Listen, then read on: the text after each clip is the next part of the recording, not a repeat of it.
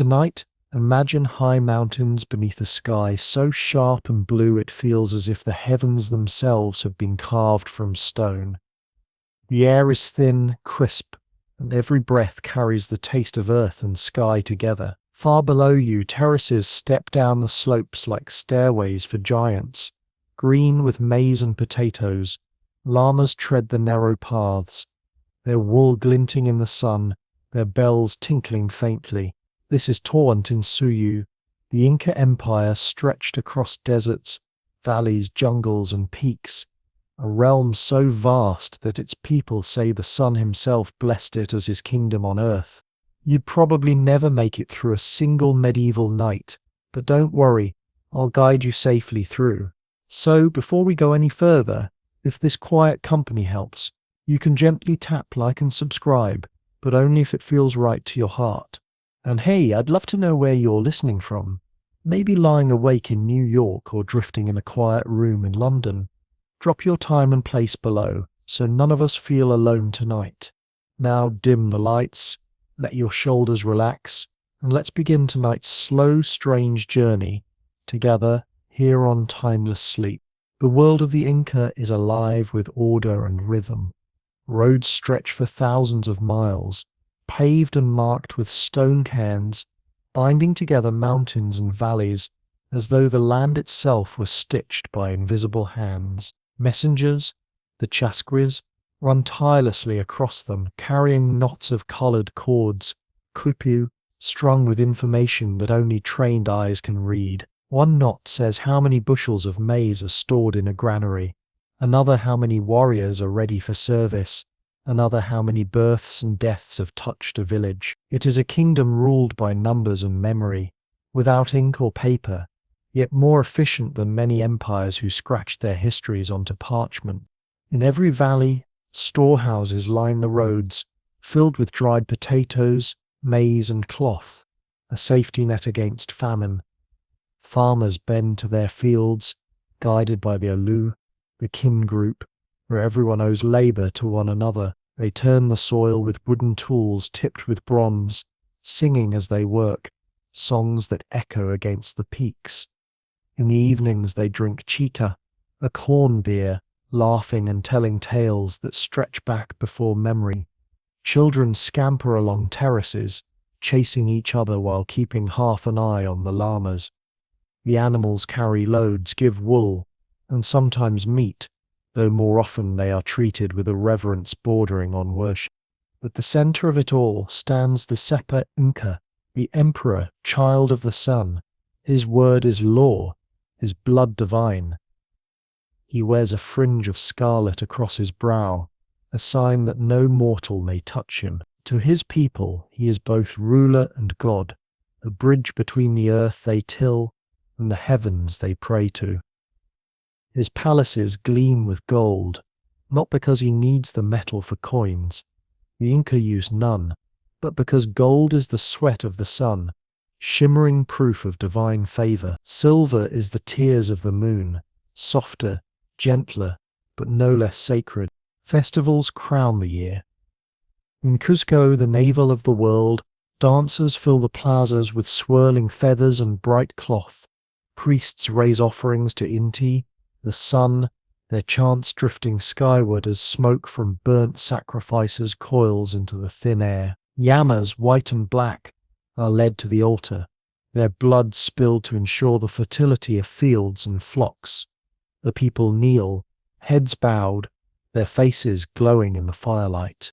And beyond the rituals, the empire itself pulses with activity. Armies march, disciplined and swift, their spears gleaming, their shields bright with patterns of jaguars and condors. Fortresses crown ridges, watchful eyes over valleys below. Yet conquest here is not only with weapons, but with gifts. A defeated people may be resettled, their leaders replaced, their gods welcomed into the Inca pantheon. Resistance is punished, but obedience brings security, food, and the grandeur of belonging to Tawantinsuyu, the land of four quarters. Still, beneath the order, whispers of strain move like winds through the valleys.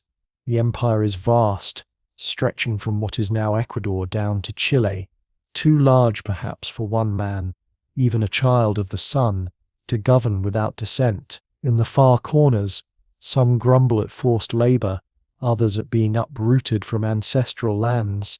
The machine runs smoothly, but its gears groan faintly, and history teaches us, even empires of gold carry cracks invisible until the moment they split. As the sun dips low over the Andes, shadows stretch long across the terraces. Farmers return home, llamas huddle together, fires glow in the huts. In Cusco, the great temples blaze with reflected light, their golden walls catching the last fire of the day. Priests murmur prayers, nobles feast, children drift to sleep on mats of woven wool. It feels eternal, as though nothing could shake this empire built on stone and sunlight. And yet, even now, far beyond the mountains, sails billow against Atlantic winds. Wooden ships creep down coasts no Inca eyes have ever seen. Strange men in iron, hungry and restless, draw nearer. The sun's kingdom shines bright, but shadows are lengthening at its edges. The city of Cuzco lies cradled in a valley like a jewel cupped in the hands of mountains. From above, its streets form patterns, said to resemble a great puma, head, body and tail etched into stone and earth. At its heart, the jagged walls of Sexehuaman rise, each block so massive and precise that no blade of grass can slip between them. You walk its plazas and feel the weight of centuries pressed into the stones beneath your feet. The morning air is crisp, thin, laced with the smoke of cooking fires. People stream through narrow lanes, men carrying loads on their backs or leading llamas, women balancing baskets of maize, coca leaves, peppers. The market thrums with barter. There is no money here, not coin, not paper, but trade flows easily in cloth, food, tools. A farmer sets down potatoes dried into chuño, brittle and white as bones. A potter lays out jars with painted spirals. A woman offers woven belts bright with red and yellow, their patterns telling stories only her family can read. Voices rise in Quechua, quick, lilting, alive. At the heart of Cuzco gleams the Coricancha, the temple of the sun. Its walls, sheathed in sheets of gold, blaze in the sunlight so fiercely that travelers say the whole valley glows. Within, priests tend eternal fires, their faces solemn, their voices murmuring hymns to Inca. A garden of golden corn grows inside, each stalk hammered from the sun's own sweat, each ear gleaming, each leaf catching the light. The temple is not only a sanctuary but a treasury of meaning. Here the heavens touch the earth. Here the emperor renews his bond with the divine. You wander deeper into the palace district, where nobles stride in tunics, dyed deep with cochineal red, a color forbidden to commoners. Their cloaks are edged with feathers from Amazonian parrots, their sandals strapped with woven cords. Servants trail them, bearing food, chica beer, or fans of woven grass. These nobles are lords of provinces, governors of far-off valleys. They speak of tribute brought from coast and jungle, shells, cotton, tropical birds, gold dust, even jaguar pelts. They bow when the Sapa Inca passes, his scarlet fringe marking him as more than mortal. The Inca himself is rarely glimpsed. When he appears, carried in a litter high above the crowd, the people bow low, eyes fixed to the ground. No one may look directly upon him unless permitted. His garments are worn only once, then carefully burned, as though even cloth retains the essence of divinity. Around him march guards in tunics bright with patterns, spears flashing, eyes watchful. The emperor does not speak idly. His words ripple outward like commands of the sun. Everywhere, order is visible. Inspectors move quietly through the streets, checking that storehouses remain full, that terraces are tended, that labor is performed as decreed. The mater, labor tax, binds every family. A man may be ordered to quarry stone, a woman to weave cloth, another to work on the roads that bind this empire together. It is a burden, yes, but it is also security. Granaries brim even in times of famine. Roads are smooth and safe. The machine of empire hums, and each cog knows its place, yet not all are content. In hidden corners of the market, voices mutter about displacement. Whole villages uprooted, resettled to other valleys, forced to learn new tongues. Some grumble about endless rituals, about priests demanding coca leaves, lamas, labor. Most bow their heads and continue, but the murmurs ripple still. Great empires look solid, but they are held together by threads of obedience, and threads can fray. Still, life continues in its rhythm. Children chase one another through the square, their laughter bouncing off the stone walls. Musicians pluck flutes carved from bone, their high notes cutting the air like birdsong. Women sit weaving, their fingers moving so swiftly the patterns seem to emerge from air itself. Priests scatter maize on the ground as offerings, chanting softly. Merchants return home at dusk, their baskets lighter, their stomachs full. From the terraces above, the city glows in the setting sun, its walls catching fire with light. The great stones of Sacsayhuaman stand silent and immovable, as though carved by giants.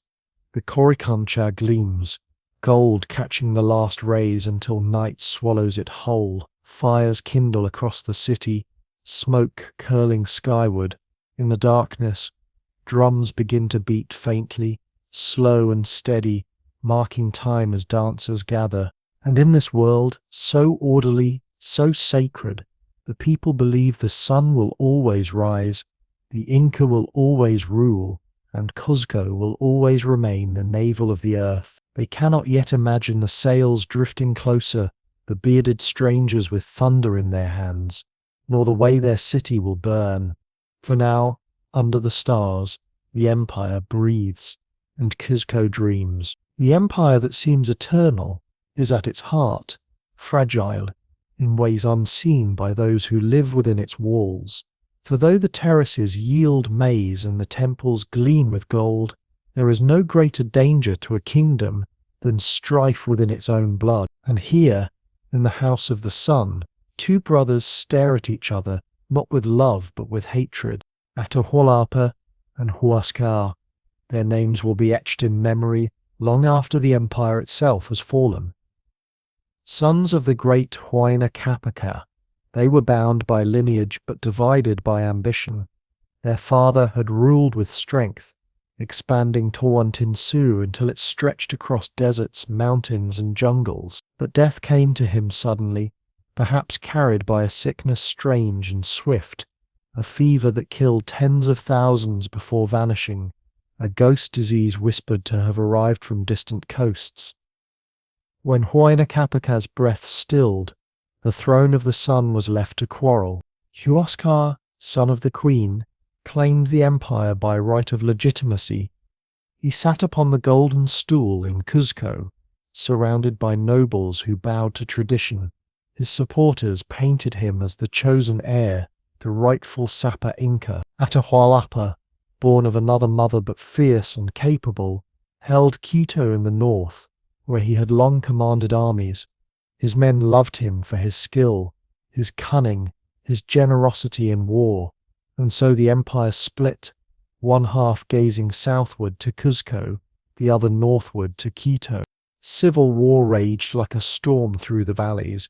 Great armies marched, banners snapping in the high winds, drums beating so loud the mountains seemed to echo them back. Warriors in quilted armor clashed with spears and clubs. Slings whistled stones through the air with deadly force, copper axes flashed in the sun.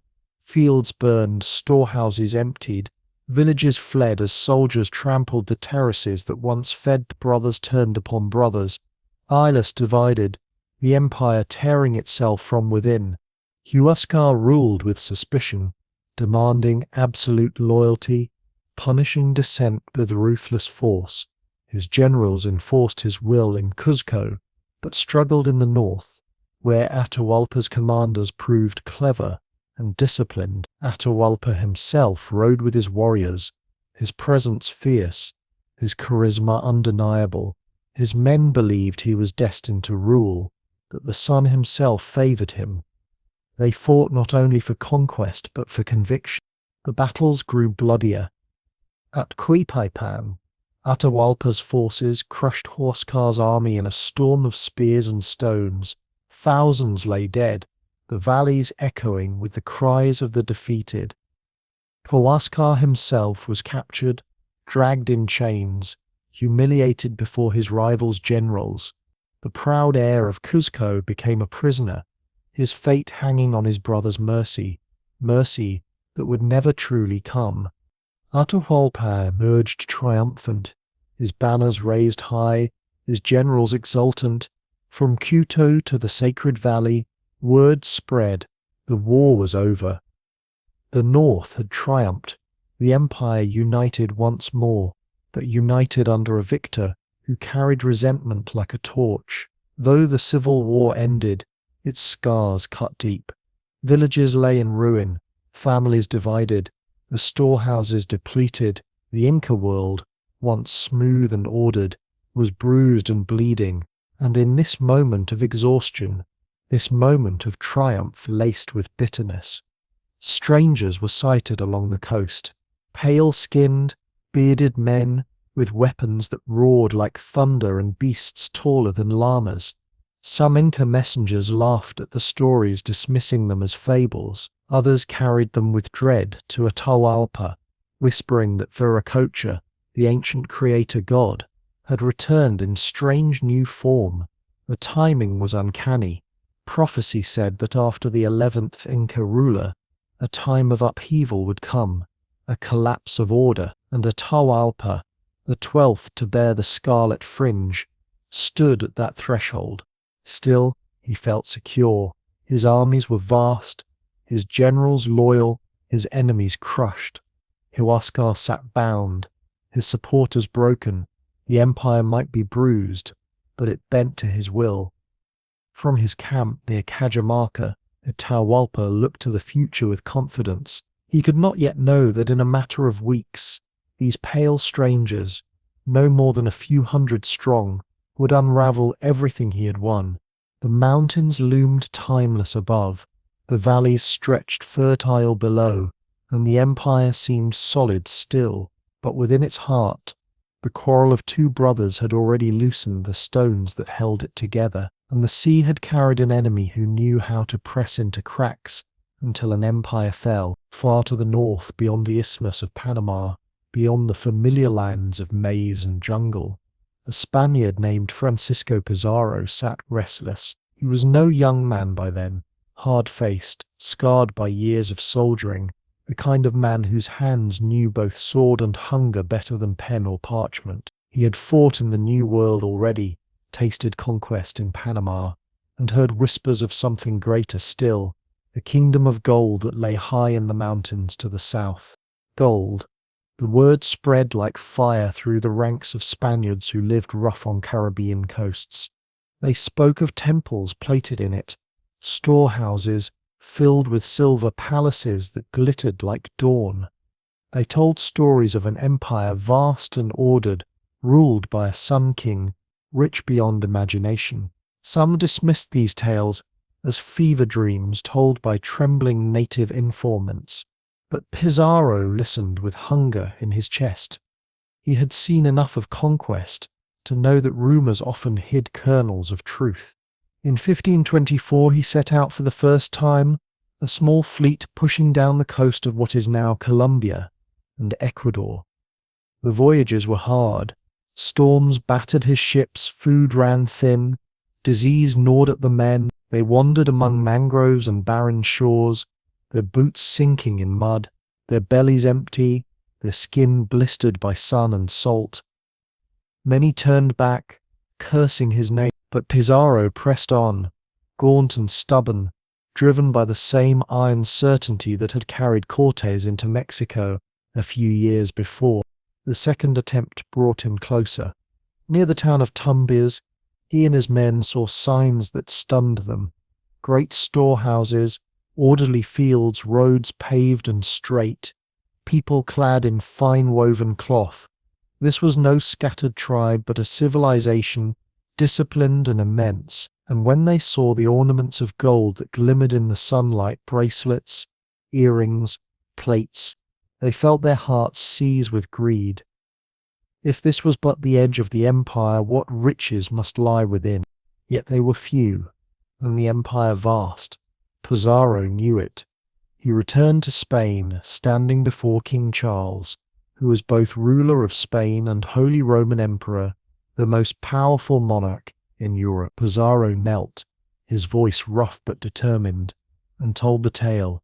A kingdom larger than any seen, richer than Mexico, waiting to be claimed in the name of God and crown. He promised land, treasure, souls for conversion, glory enough to eclipse even Cortés. Charles, distracted by wars in Europe, listened but gave only measured approval. Still, the crown granted Pizarro the right to conquer Peru, with titles of governor promised if he succeeded. It was a gamble. If he failed, he would die forgotten. If he triumphed, he would stand among the greatest of Spain's conquistadors. So in 1531, Pizarro sailed again. This time he carried barely 80 men, a handful of horses, and a few cannons. A pitiful force to set against an empire of millions. Yet these few bore steel swords that cut through bronze, armor that turned aside stone and club, crossbows that loosed bolts with deadly force, muskets that boomed like thunder, and horses, beasts never seen in the Andes, terrifying as monsters to those who glimpsed them for the first time. More powerful still was something unseen, disease. Smallpox, carried ahead of them by waves of contact, had already swept through the Andes, killing tens of thousands, including the great Huayna Capac himself. The Inca Empire was weakened before the Spaniards even set foot in its heart. Pizarro marched south along the coast through deserts and valleys, gathering information. Native groups who resented Inca rule approached him cautiously, whispering their grievances.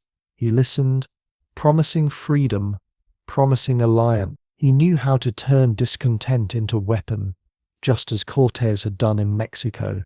Each mile closer to the Andes brought him more knowledge, more opportunity. He learned of the civil war, of Atahualpa's victory, of the rival factions within the empire. An empire divided was an empire vulnerable. The Spaniards marveled at the roads, the storehouses, the order of the Inca lands. They gaped at the terraces that clung to mountain slopes like stairways to the clouds. They staggered at the thin air, gasping, but pressed on, driven by the gleam of promised gold. The land is rich, one wrote, but the people are richer still. By the time they reached the highlands, Pizarro's plan was clear. He would not fight this empire in open battle. Numbers alone made that impossible.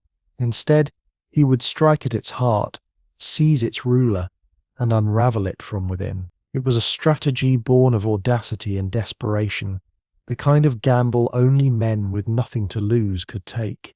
And so the Spaniards pressed upward into the land of the sun, their armor clanking, their horses snorting, their eyes sharp with hunger. Behind them trailed fear and wonder. Ahead of them lay Cuzco, Cajamarca, Atahualpa, and the unraveling of an empire that had stood for centuries. The mountains loomed above, the valleys spread below, and the world seemed to hold its breath. The conquerors were coming. The Spaniards' first true meeting with the Inca world came at Tumbes, a settlement near the Pacific shore where the empire met the sea. You walk with them as their boots crunch across the sand, their armor glinting under the coastal sun. Before them lies not the scattered huts they expect, but a town ordered and strong, its streets laid straight, its houses neatly built. Fields stretch inland, irrigated with canals, while fishermen draw nets heavy with silver fish from the surf. Llamas wander close by, their wool bright in the sunlight. For the Spaniards it is a revelation. This is no wilderness, but a kingdom of precision and power. The townspeople eye the strangers with a mixture of awe and unease, pale-skinned, bearded, clad in metal that gleams unnaturally. They sit astride beasts taller than any creature seen in the Andes. Horses snort, stamping hooves into the earth, their riders gripping lances that gleam like lightning. To the Inca subjects, the animals seem like single beings, half man, half beast, something pulled from myth. Whispers rise. Could these be envoys of Viracocha, the ancient creator god, returned from across the sea? Or are they merely strange men, dangerous and greedy? The Spaniards marvel in turn. They note the clothing, fine woven tunics, dyed bright, patterned with care. They gape at the abundance. Storehouses, filled with maize, dried potatoes, saltfish, and above all, they hunger at the sight of gold. Small ornaments gleaming in ears, necklaces flashing on chests, plates shimmering on walls. To the Inca, the metal is sacred, a gift of the sun, valued for its beauty and ritual meaning. To the Spaniards, it is wealth incarnate, coins and crowns and castles waiting to be melted down. Each glimmer feeds their hunger. When they step into the temple precinct, they see walls hung with sheets of the metal, statues glimmering. A garden of gold stands there, maize stalks and llamas all hammered from shining plates, glowing as though sunlight itself had taken shape.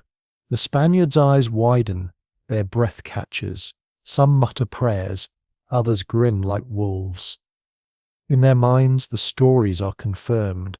Here lies the treasure of legend waiting to be seized. The people of Tumbes offer food, fish, maize, chicha. They are curious, but cautious, circling the strangers with wide eyes. Some touch the Spaniards' beards, pulling lightly as if to test whether the hair is real. Others recoil at the sound of muskets, thunder rods that crack and spit smoke, leaving birds falling from the sky. The noise terrifies them. The Spaniards laugh, knowing the terror will serve them well. Yet the first meetings are not only of awe and greed, but also of missteps. A Spaniard attempts to seize a woman, only to be beaten back by townsmen. Another insults a local noble, and the crowd bristles. Already, mistrust sows itself. The Spaniards are few, but they are dangerous. The Inca subjects know it instinctively, even if they do not yet grasp the scale of the threat. Word spreads inland quickly. Messengers run along the roads carrying the news in quipu knots and spoken breath. Strangers have come, pale men with beards, men who ride beasts taller than llamas, men who carry thunder and demand gold. The reports reach Atahualpa, victorious from his civil war. He listens with narrowed eyes, his mind turning over possibilities. Are these men gods, allies, or enemies? He decides he will see for himself. The Spaniards, meanwhile, test their footing. They send envoys inland, collecting stories, mapping roads, probing weaknesses. They learn of the Empire's order, its discipline, its strength. They also learn of the scars left by civil war, the resentment in villages uprooted, the anger of those pressed into service. They begin to see the cracks, and Pizarro smiles. Cracks can be widened. For now, though, both sides circle one another like wary jaguars in the forest. Gifts are exchanged, words spoken through interpreters. The Spaniards accept food. The Incas accept trinkets of glass and bells. Curious but unimpressed, a child holds a mirror up to his face and gasps at his reflection. His mother mutters that such magic feels dangerous. At sunset, the Spaniards watch as the people bow toward the temple of the sun, chanting hymns that rise into the sky. They see firelight glimmer on golden walls, hear drums echo through the valley, feel the weight of a civilization that bends sky and earth into harmony. And still, In their hearts they think only of conquest. Night falls, stars spilling across the sky. The Spaniards sharpen swords, polish armor, whisper prayers of their own. The Inca subjects retreat into their homes, whispering about gods and demons. Both sides dream restless dreams, and the roads between Tumbes and the mountains are already alive with runners carrying news to the Empire's beating heart. From the coastal town of Tumbes, Pizarro turns his eyes inland, where the Andes rise like a wall against the sky. The Spaniards begin their climb, a handful of men, in steel and leather, their horses snorting clouds into the cold morning air. You walk with them as they tread stone roads that wind like ribbons across cliffs, built centuries before by hands that knew the mountain better than any map. Each step feels heavier at this altitude, the air thinner, but still they climb, drawn by rumors of the emperor himself camped further inland. The road astonishes them. It is wide, paved with flat stones, smoothed and strong, stretching over valleys, rivers, and sheer cliffs. Rope bridges sway across gorges, their woven fibers creaking under the weight of hooves and boots. For the Inca messengers, the Chasquis, these bridges are lifelines, their bare feet sure on the ropes as they sprint with their quipus.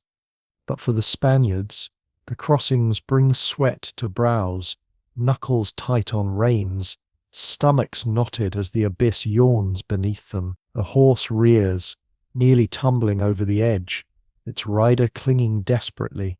The others laugh shakily, their voices echoing against the stone.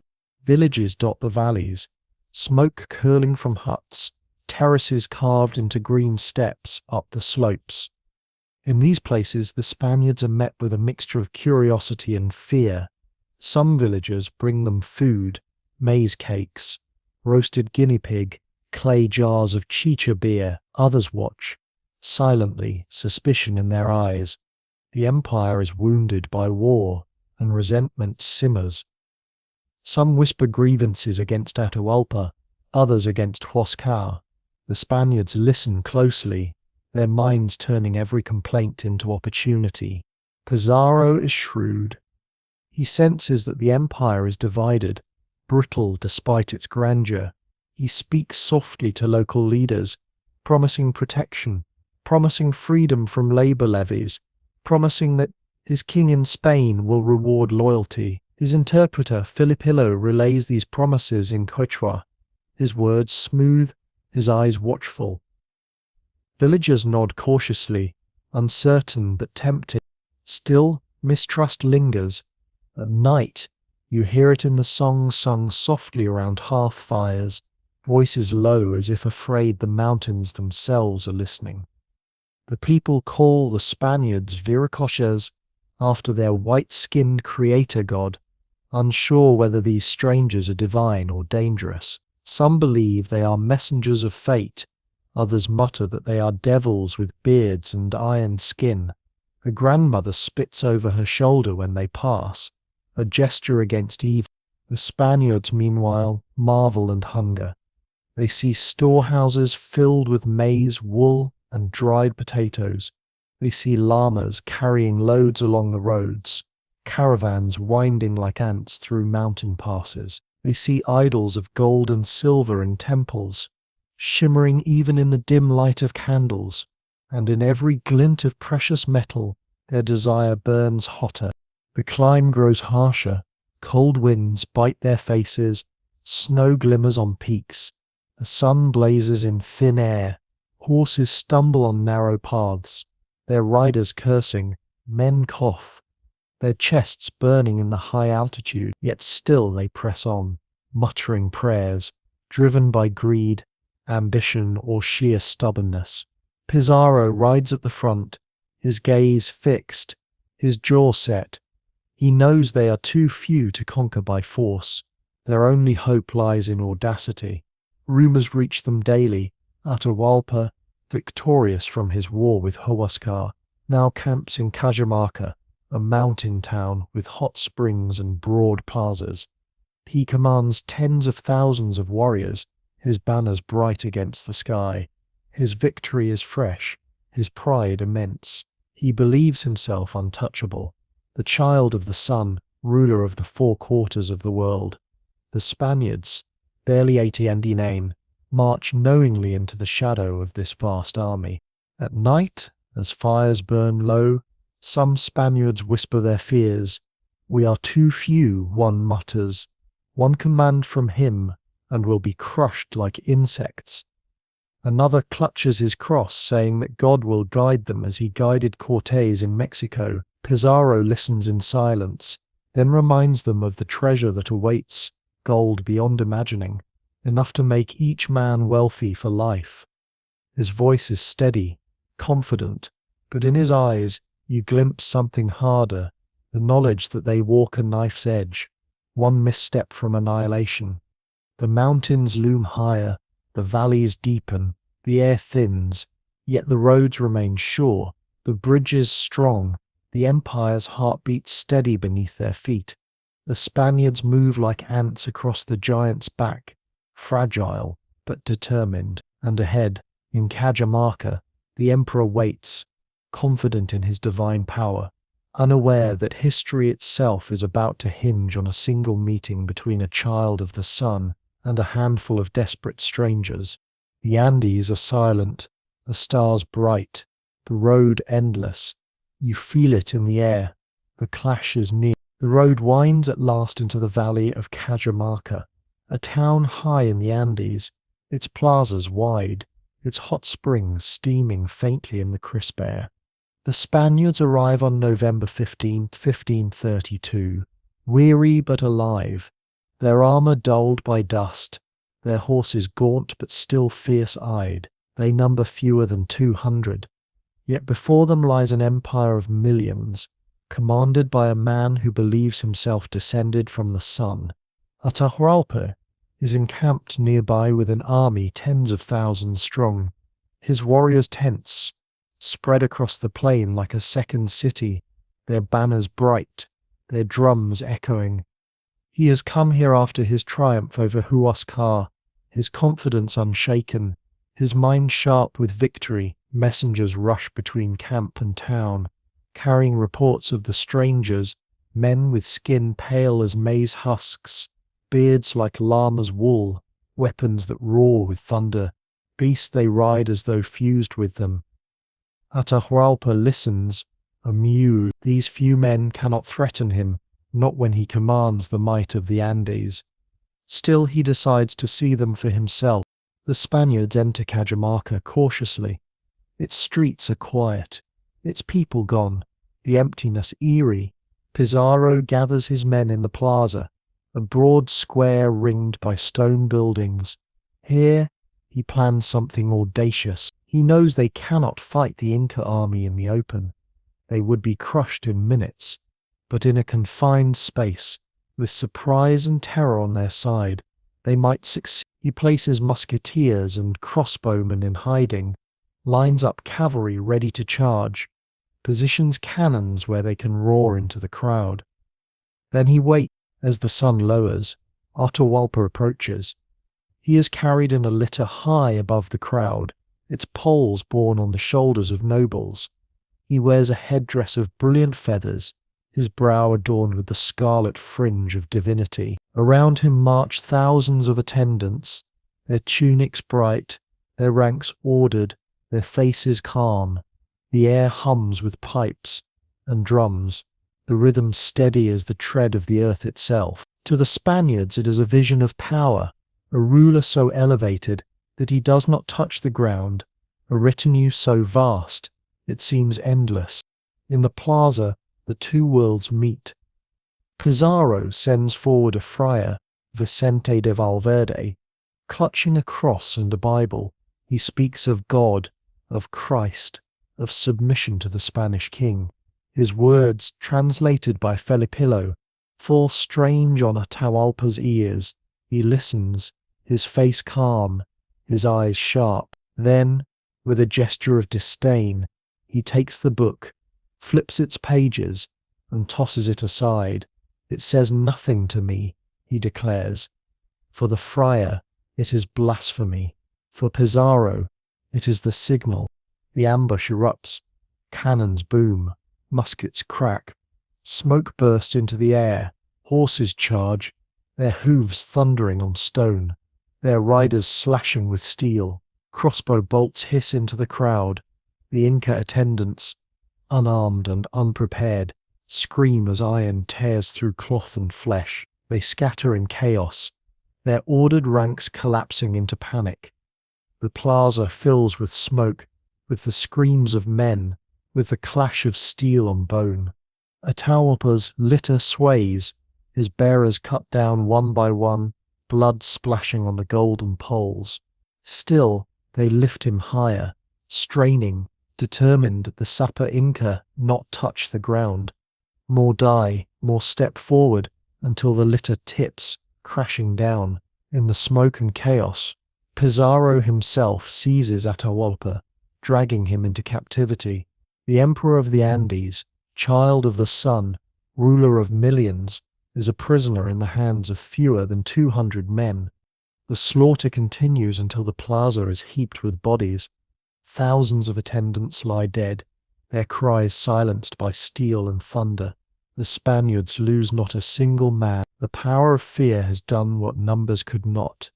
The terror of cannon and horse, the shock of sudden violence, the shattering of belief that a god-king could never fall. Night falls over Cajamarca. Fires burn. The smell of blood and smoke hangs thick.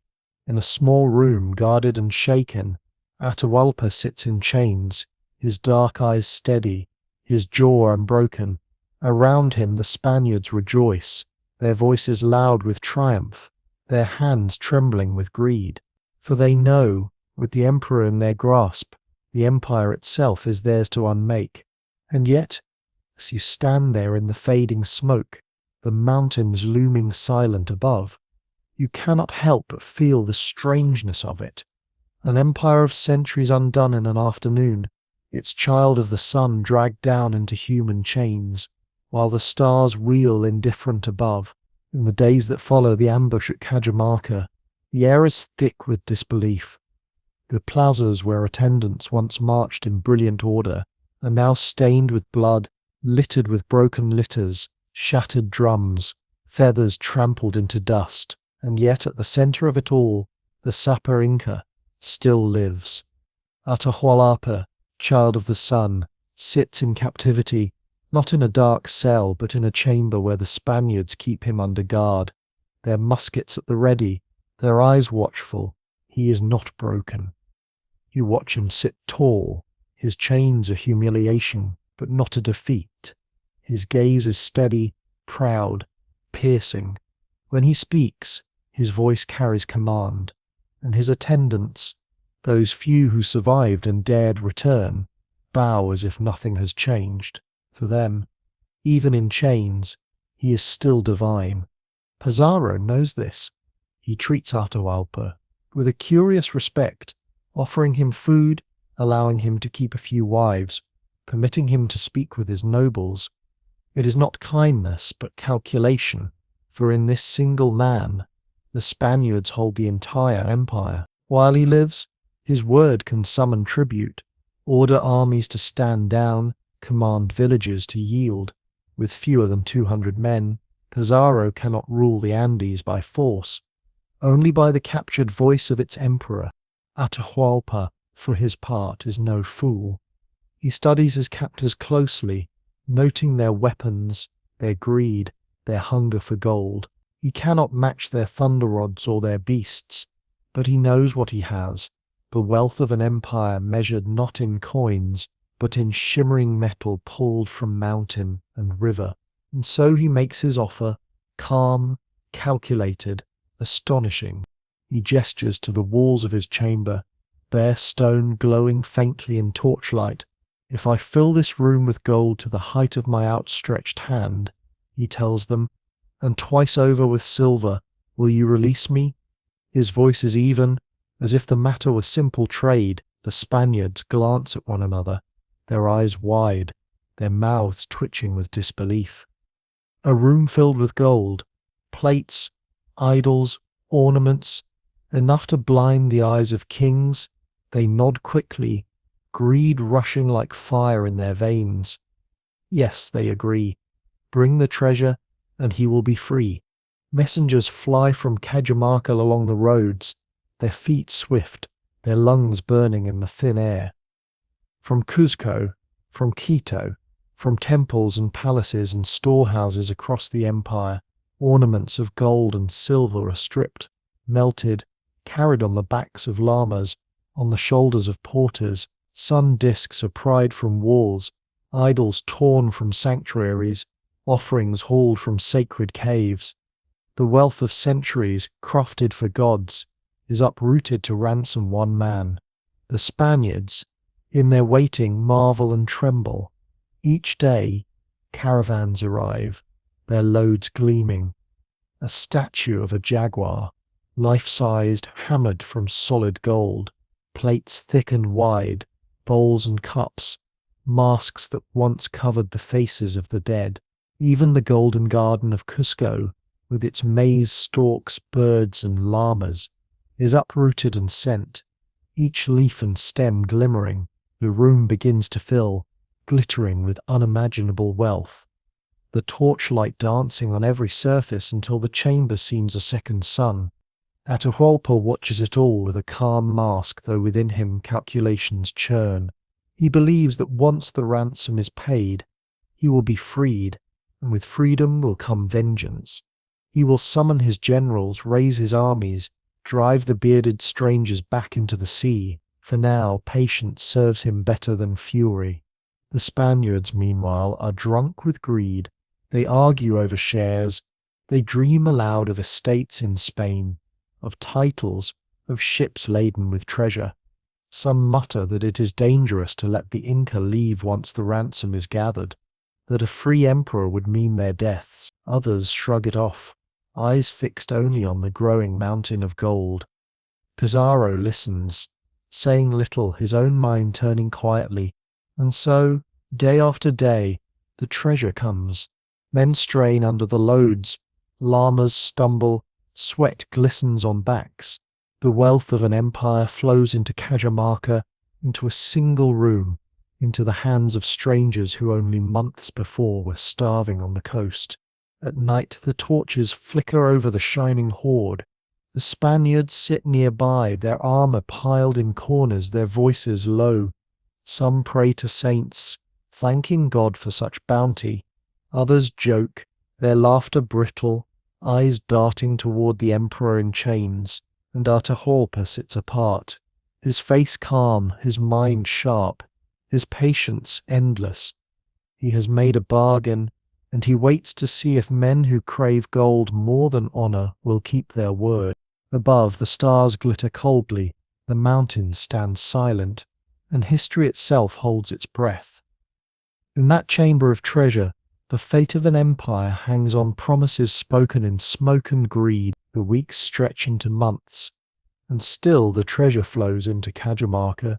You see it arrive in endless caravans, lines of porters bent under weight, llamas straining, soldiers marching at their sides. Each new load glitters in the sun, ornaments stripped from temples and palaces, treasures that had rested for centuries in sacred shrines. They are carried now not as offerings to gods, but as ransom for a single man. The chamber begins to fill. Torchlight flickers across golden plates stacked like tiles, across silver bowls piled high, across statues once worshipped now heaped like cargo. The Spaniards measure the height carefully, drawing lines on the stone wall. Slowly, steadily, the pile climbs until it reaches the mark Atahualpa had set with his outstretched hand. To the Inca nobles who watch, it is a wound deeper than any battle, their gods' treasures dismantled, their sacred objects melted into ransom. Yet they obey, because their emperor commands it, because they believe his release will restore balance. In the streets of Cajamarca, Spaniards stagger about like men bewitched. Their eyes shine in torchlight, their hands tremble when they touch the gold. They argue endlessly over shares, who deserves more, who risked the most, Who carried the greater burden? Pizarro listens, dividing carefully, keeping enough control to prevent blades from turning inward. Still you hear mutters at night, jealous voices, the sound of knives being sharpened not only for battle but for disputes yet to come. Atahualpa waits, patient, calm. He plays a dangerous game. From his chamber he summons nobles, gives commands, whispers to his generals. He asks for news of his armies. Tens of thousands camped nearby, loyal to him still. He hears of Horsecar, his brother, still alive in captivity. Fear gnaws at him. If the Spaniards release Horsecar, they might set him up as a rival puppet. So Atahualpa makes his choice. Quietly, coldly, he orders Horsecar's death. Messengers slip from Cajamarca under cover of night, and soon word returns. The brother who once wore the scarlet fringe is gone, drowned in a river by his captors. The empire is now his alone, even in chains. The Spaniards hear of this, and their trust fractures further. They whisper that Atahualpa is too dangerous, that his power stretches beyond the prison walls, that he commands even death at a distance. Some say he plots to summon his armies, to crush them when the ransom is paid. Others argue he has kept his word, that they must keep theirs. Pizarro remains silent, weighing. Day after day, more treasure arrives. The Spaniards can hardly contain themselves. They pry open packages, lift heavy plates, run their fingers across the sheen. One man laughs until tears stream down his face, muttering that he could buy an entire town in Spain with a single statue. Another whispers that they have more wealth here in this room than all the kings of Europe combined. Their voices are sharp with wonder, but beneath it you hear the edge of fear. Wealth so great cannot be kept without blood. And so the decision is made. The ransom has been delivered, the room filled. The treasure is melted, divided, poured into bars of gold and silver. Fires roar, metal drips, sacred forms vanish into shapeless lumps. What once was God is now bullion. The Spaniards rejoice, holding their shares aloft, their eyes blazing with greed. But Atahualpa is not freed. The promises spoken months before turn to ash. The Spaniards murmur excuses. They fear releasing him, fear his armies, fear the empire restored. Greed has bound them tighter than honor ever could. Atahualpa sees it in their eyes, his own gaze steady, unbroken. He knows the truth. The ransom was never enough. The people outside still wait, still hope. They believe their emperor will step free any day, that the strangers will depart, that balance will return. They cannot yet imagine the betrayal that coils inside the Spaniards' camp. For while the chamber gleams with the wealth of an empire, the man who bought it still sits in chains, his fate already turning toward the shadow of death. The gold has been gathered, the ransom is paid, and yet the son's child remains captive. And soon the empire will learn that even mountains of treasure cannot buy back a kingdom once the tide has turned. The ransom is paid. The chamber at Cajamarca, once bare stone, now glimmers with the plunder of centuries. Statues melted, plates hammered, golden maize stalks uprooted from sacred gardens, silver bowls stacked like pebbles. The Spaniards weigh and divide, their eyes shining, their hands trembling. Each man's share is more than he could have dreamed in Spain, enough to buy estates, titles, whole towns. Fires roar as smiths melt idols into bullion, the faces of gods dissolving into formless bars. The air reeks of smoke and metal, as if the very spirit of the empire is being smelted away, and yet Atahualpa is not released.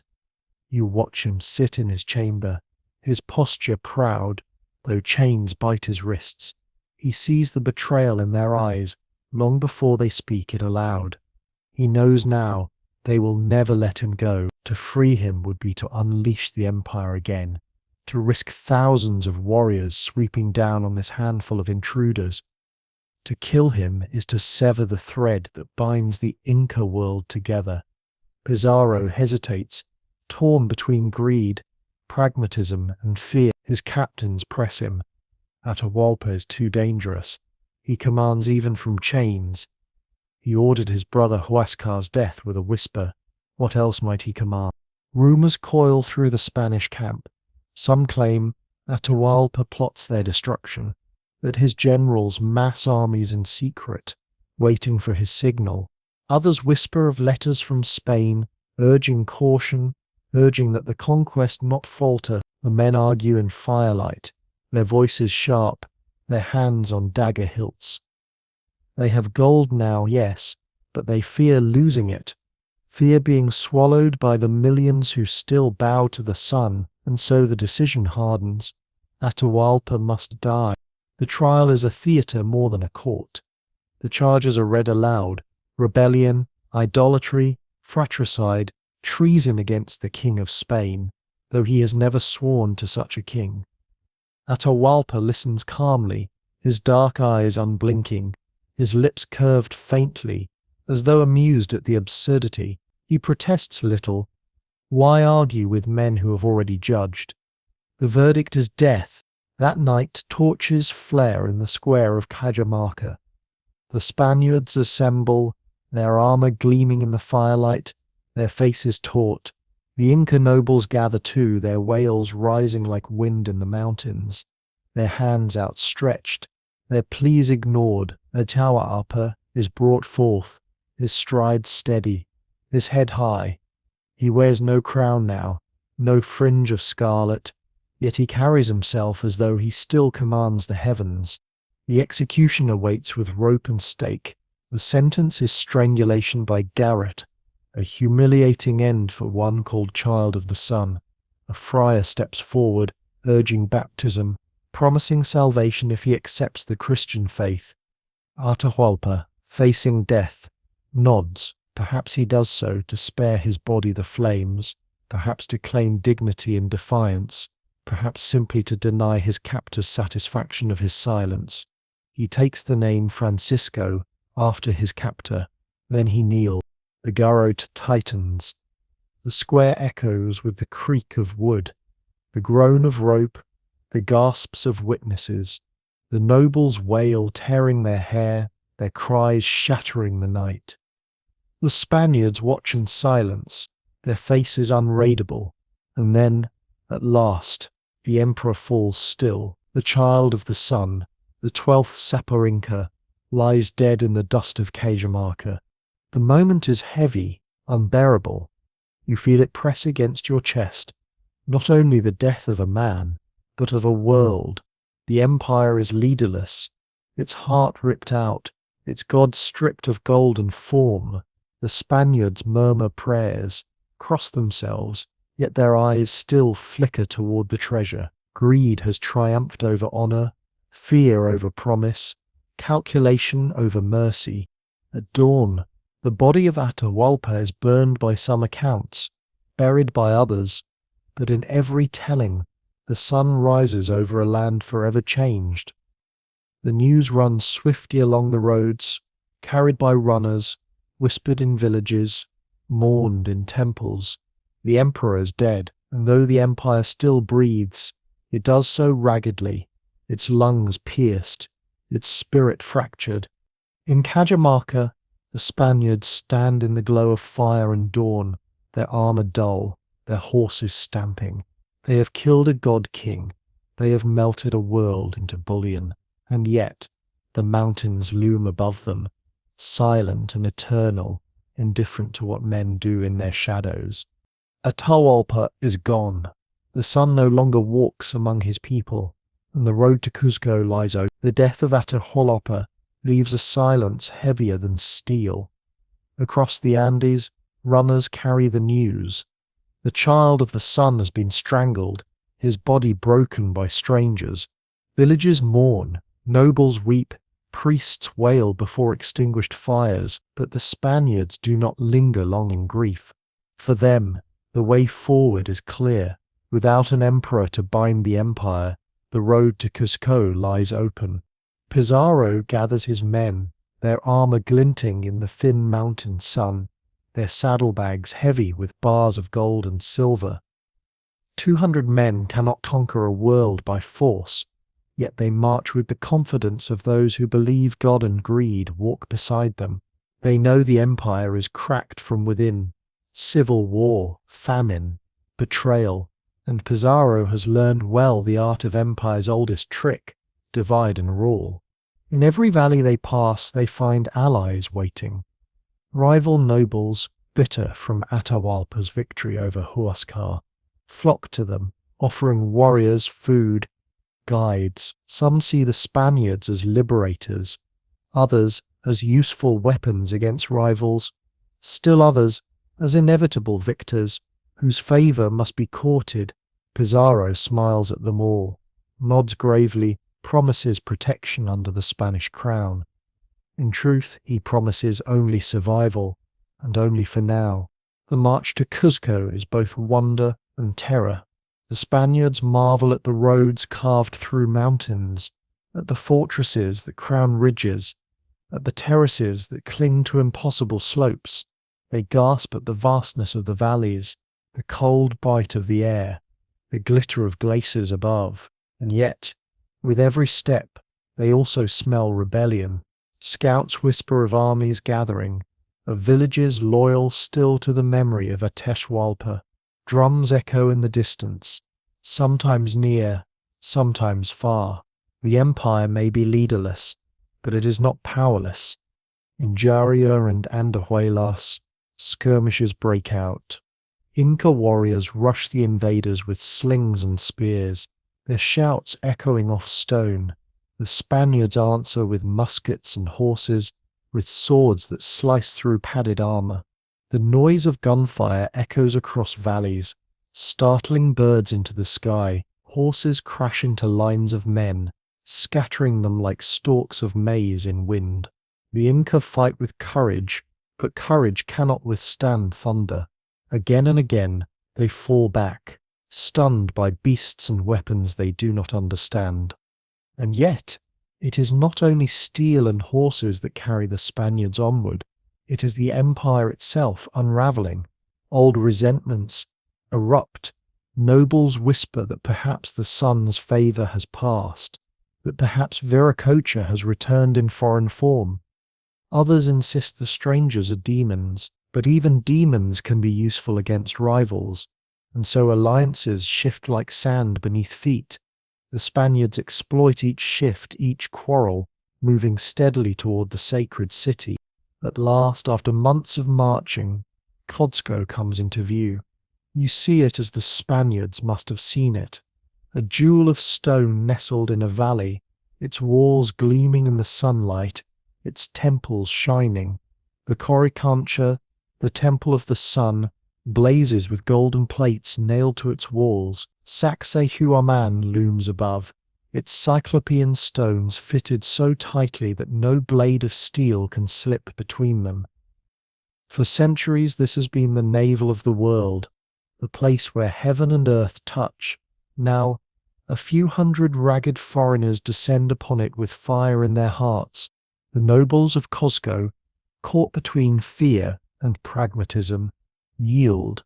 Some welcome the Spaniards, hoping to preserve their lives and titles. Others seethe, forced to bow before men they see as unworthy of even carrying the sandals of their emperor. But Pizarro does not pause. He enters the city, his horses clattering on the sacred streets, his men staring wide-eyed at treasures that outshine even Cajamarca's ransom. The Coricancha is stripped. Priests weep as golden sun discs are torn from walls. The statues are melted. The sacred gardens of gold and silver vanish into Spanish saddlebags. Palaces are looted, storehouses emptied, ornaments ripped from temples. The city groans under plunder, its sacred stones echoing with the sound of hammers and boots. And yet, the Spaniards do not only take their crown. To cloak conquest and legitimacy, they seat a new Sapa Inca, Manco, a brother of Atahualpa, young and malleable, draped in scarlet fringe.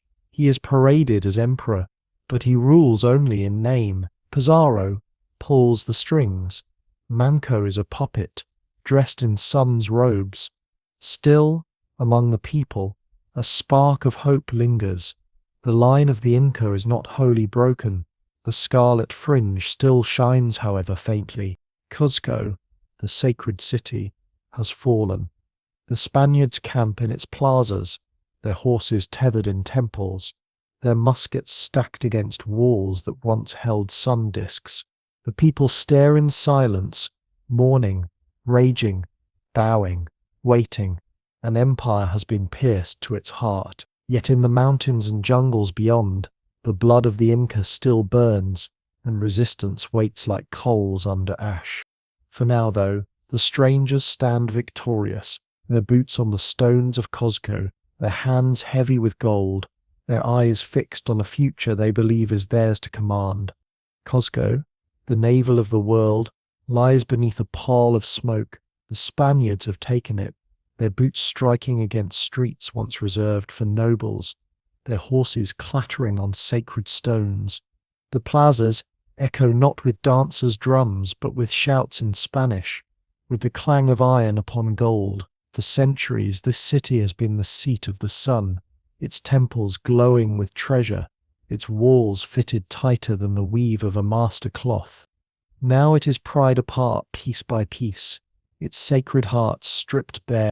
You walk the streets as the looting begins. Soldiers storm into the Coricancha, the temple of the sun, prying plates of gold from walls that once blazed at dawn. Priests weep as they are shoved aside, their chants drowned by the scrape of metal. The golden garden, replanted after Cajamarca, is uprooted again. Maize stalks, llamas, birds, all hammered by patient hands into living sunlight, now wrenched away and carted to the forges. The statues of gods are toppled, their features melted into anonymous bars of bullion. Smoke coils upward, carrying with it not just metal but memory, as if the very breath of Inti is being stolen from the world. Palaces fare no better. Nobles watch helplessly as Spaniards seize ornaments, smash chests, strip tapestries from walls. Women wail, clutching children, their voices rising above the din. Warriors who once marched proudly in scarlet and black stand silent, disarmed, forced to bow to men whose armor gleams like stone in the sun. Some spit curses under their breath, others hide rage behind lowered eyes. Resistance is a seed already sown. In the plaza, Pizarro stands like a man surveying his harvest. Around him, captains bicker over shares, their voices sharp, their tempers hot. Every man demands a larger cut of the loot. Every hand clutches for more. Greed, sharper than any blade, gnaws at their unity. Pizarro divides the spoils with careful calculation, doling out enough to appease, without weakening his own authority. Still, at night you hear it in their tents. Mutters, quarrels, the scraping of daggers whetted for grudges yet to come. Yet conquest requires more than plunder. To rule, the Spaniards crown a new emperor, Manco Inca, a younger brother of Atahualpa. Draped in the scarlet fringe, carried on a litter, he is paraded through Cuzco with ceremony, the Spaniards marching at his side. To the people, it is a faint echo of tradition, a sign that the sun's lineage has not ended. But they see, too, the chains invisible yet heavy. Manco bows to Pizarro's will, his voice muted, his power hollow. He smiles as commanded, speaks as commanded, sits on a throne that no longer belongs to him. Still, hope flickers in hidden places. In temples stripped of gold, priests whisper prayers by firelight, asking the sun to rise again in vengeance. In villages beyond the valley, nobles mutter that the Spaniards are not gods but men, greedy, fragile. Few mothers tell children stories of Patoticu, the great builder, promising that one day a new Inca will rise to restore the world. Manco himself, though a puppet now, listens, watches, waits. The Spaniards believe they have won. They camp in Cuzco's palaces, their horses stamping where nobles once feasted, their cannons pointing outward like iron gods. They send reports to Spain boasting of their conquest, of treasures melted into tons of gold and silver, of an empire humbled beneath their boots.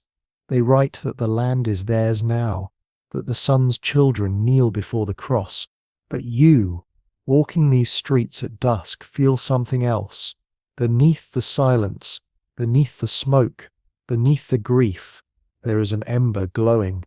The people bow, yes, but their eyes burn.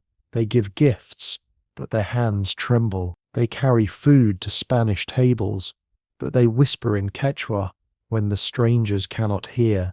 The empire is broken, but not dead. Its heart beats faintly still, hidden in mountains and valleys where no Spaniard has yet walked. As the stars rise over Cuzco, the plazas fall quiet. The Coricancha is dark now, its golden walls gone, its fire dimmed. But the mountains loom above, eternal and patient. They have seen empires rise and fall, and they will see it again. The Spaniards believe they have claimed the navel of the world, but the world itself waits, silent, watching, preparing for the day when the conquered will remember their strength. For conquest is never the end of a story. It is the beginning of resistance. At first, Manco Inca wears the scarlet fringe obediently. He smiles when told to smile, bows when told to bow, parrots the Spaniards' decrees as though they were his own. He is paraded through plazas, on a litter, guards at his side, not of Inca warriors, but of foreign horsemen. To the Spaniards, he is a puppet made of flesh, a useful mask behind which they wield their rule. But behind his calm face, something burns. He has watched his brother strangled, his temples stripped, his city violated. He endures, but he does not forget. You see him move quietly through Cuzco's palaces, speaking softly to nobles, to priests, to loyal attendants. He is careful, cautious, never speaking treason aloud where foreign ears might hear. But his eyes are sharp, his words veiled. To his people he whispers hope. The empire lives, the sun still shines, and one day the strangers will be cast out. The Spaniards, for their part, grow arrogant. They argue endlessly over gold, sending caravans of treasure toward the coast, their minds full of estates in Spain and titles at court. Pizarro writes letters boasting of conquest, claiming that the land is secure. His captains strut through Cuzco's streets, their horses scattering children, their armor clattering against sacred stones. They take women as concubines, seize storehouses, demand food from villages already weary. They believe resistance has been broken, but cracks appear quickly. Manco chafes under humiliation. Once when he attempts to conduct a ritual, Spanish soldiers mock him, snatching sacred garments. Laughing as priests are shoved aside, his patience thins. He asks Pizarro for permission to gather warriors to put down a rival noble. Pizarro, distracted and confident, agrees, thinking it a harmless request. But Manco does not march to crush a rival. Instead, he slips away into the valleys, riding hard, summoning loyal chiefs. Word spreads like wildfire. Messengers race through the mountains, carrying cords and tokens that speak of rebellion. Villagers light secret fires in the night. Nobles pull spears from hiding, polish shields, whisper to their kin that the time has come. Warriors gather in tens of thousands, filling valleys with the glint of bronze and obsidian, with the sound of drums and conch shells. In Cuzco, the Spaniards realize too late. They send envoys after Manco, demanding his return, but he answers with silence. Reports arrive of armies mustering in the highlands, of fortresses filling with slingers and spearmen. The puppet has slipped his strings. The Inca has returned. The mountains themselves seem to awaken. Roads once used to carry treasure now bear armies instead. Storehouses once emptied by Spaniards now feed warriors. priests raise fires to Inti, chanting that the sun will burn away the invaders. From jungle to snow line the people stir. The empire is wounded, yes, but not dead, and under Manco its heart beats once more. For the Spaniards in Cuzco, the air grows heavy with dread. They are few, no more than a few hundred soldiers, their horses gaunt, their muskets limited. Around them lie mountains filled with enemies who know every pass, every gorge, every terrace. At night they hear drums in the distance, echoing from ridges, low and steady like thunder. They know what it means. The storm is gathering, and Manco, no longer puppet but king, rides at its head. His cloak whips in the mountain wind, his voice rings across the valleys, his warriors chant his name. He has endured humiliation long enough.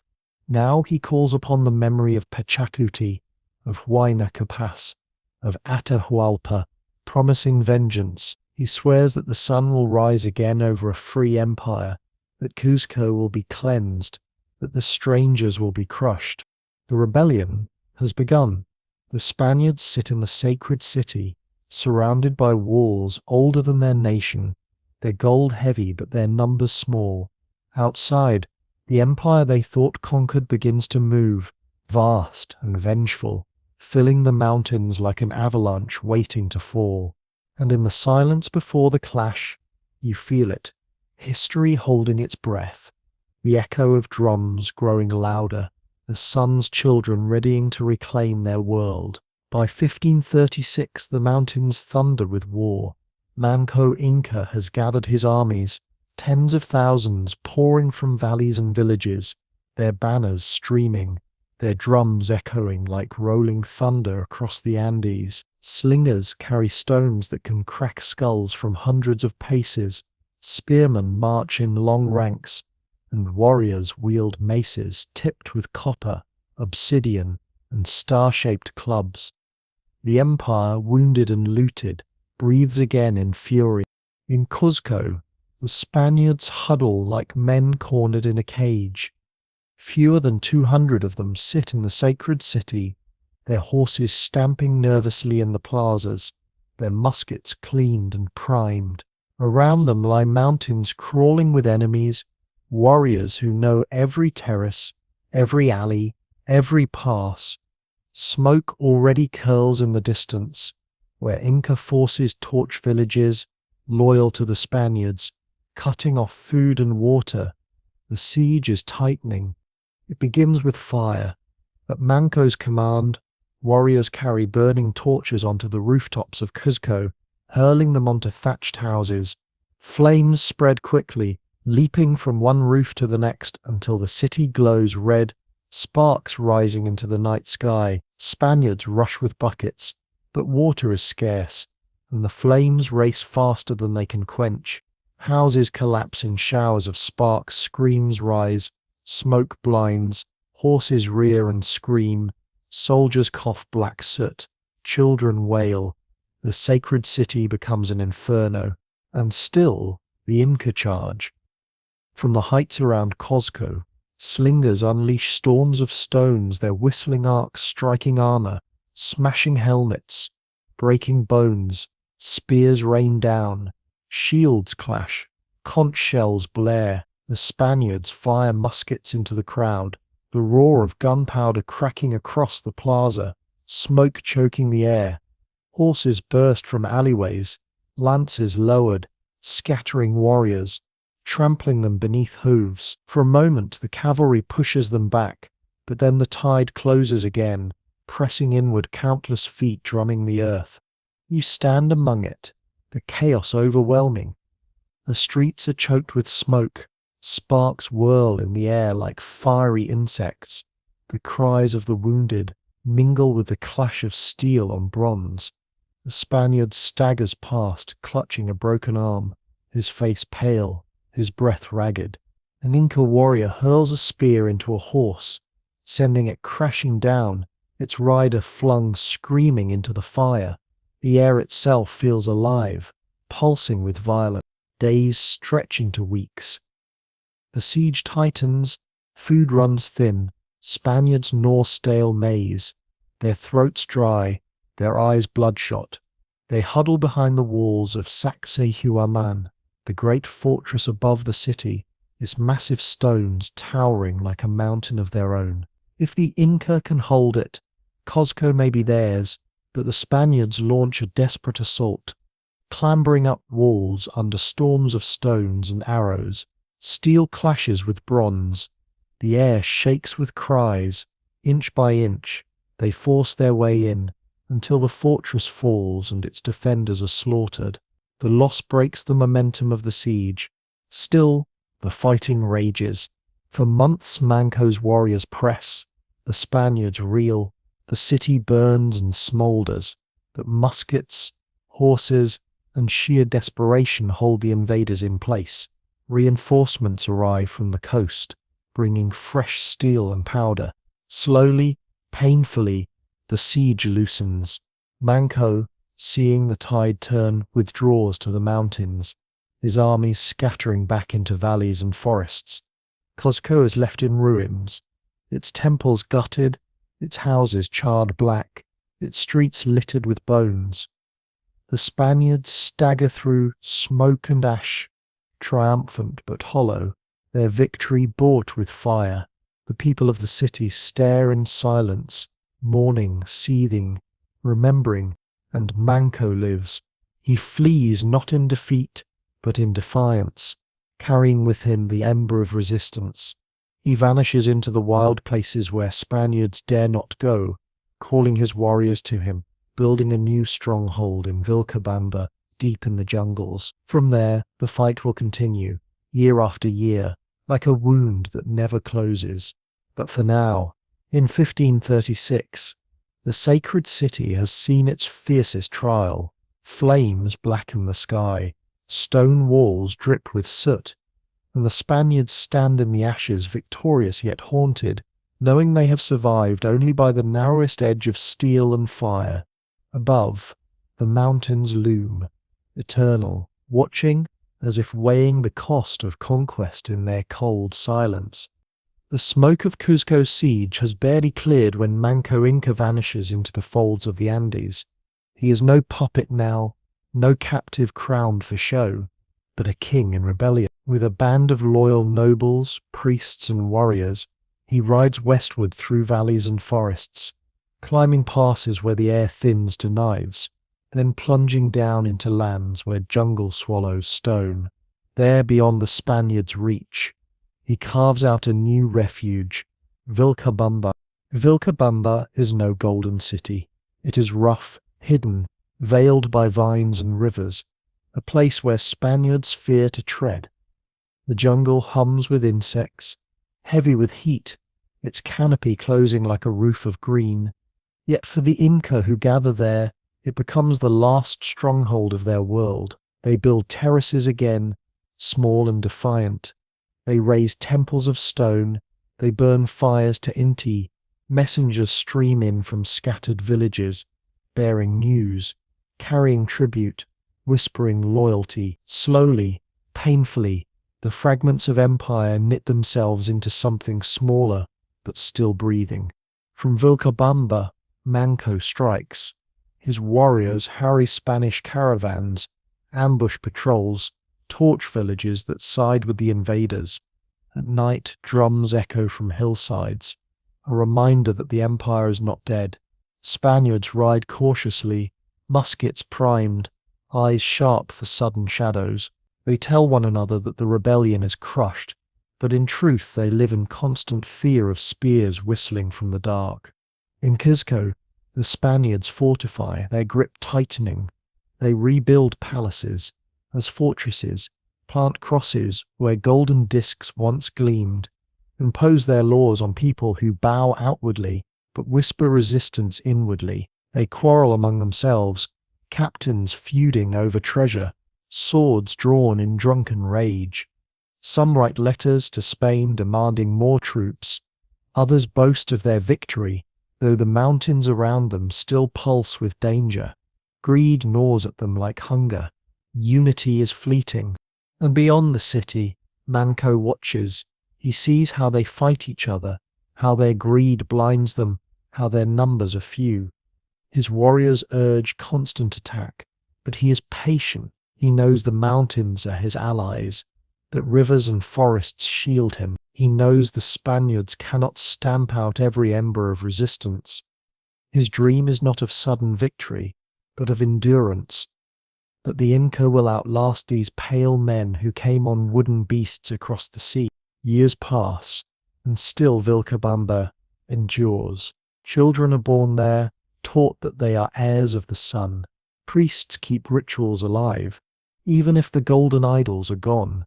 Warriors sharpen spears, mend slings, paint banners with the symbols of condor and puma. The empire has shrunk to a shadow, but within that shadow, pride still burns.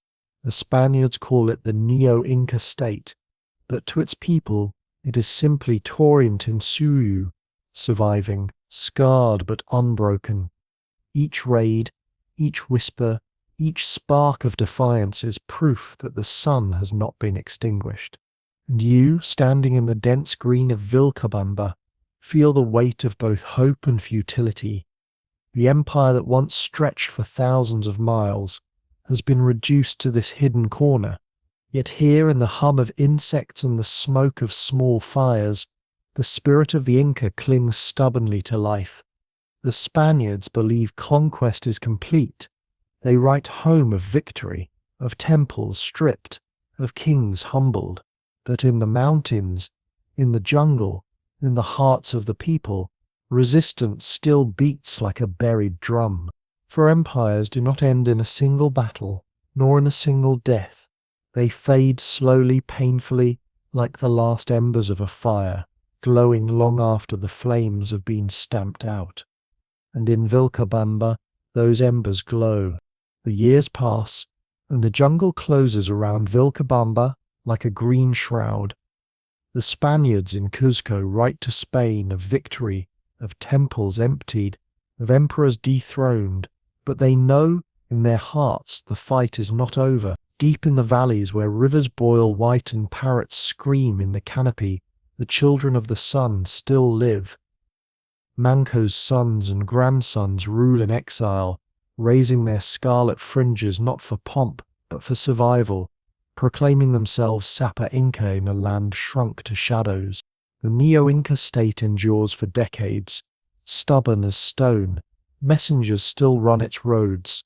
Though shorter now, quippies still record tribute and memory. Though the empire has narrowed to a handful of valleys, priests light fires for Inti, mothers tell stories of Pachacuti and Atahualpa, warriors still sharpen slings and spears. The Spaniards raid and threaten, but the mountains are wide and the jungle swallows pursuers whole.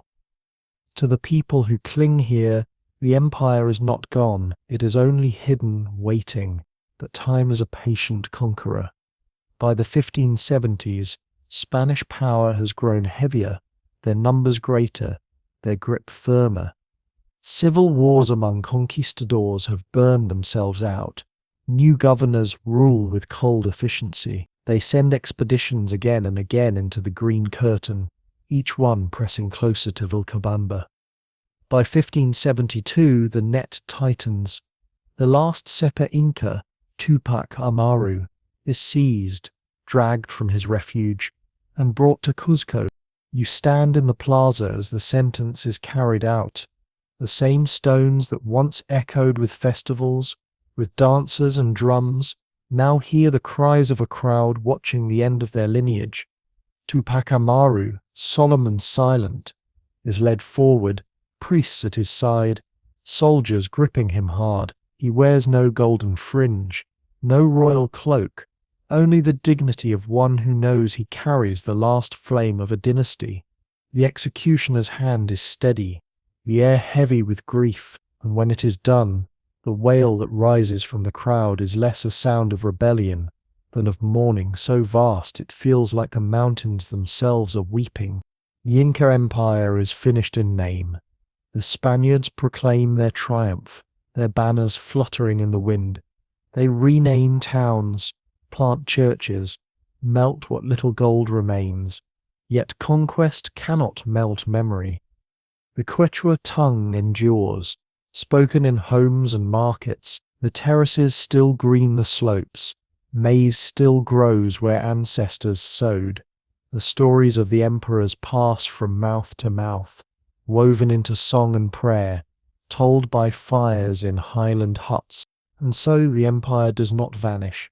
It lingers in language, in stone, in the rhythm of festivals, in the stubborn pride of those who call themselves descendants of the sun.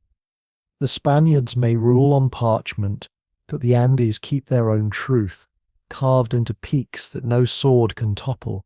Now, as night falls, imagine the terraces under starlight, silent except for the sigh of wind through grass. The golden walls are gone, the scarlet fringe lies in dust, but the stones remain, fitted tighter than any empire's promises. They watch, eternal, as centuries turn. So let your breath soften, let your body rest. The drums of war fade, the clash of steel quiets. In the hush of the Andes, only memory speaks now, a memory of an empire that fell, but whose heartbeat lingers in every mountain, every word, every story whispered by descendants. And here, with the story told, you are safe. Let your shoulders sink, let the images grow dim. The sun has set on the Inca, but dawn always follows, and peace waits in its light. Good night. Sweet dreams.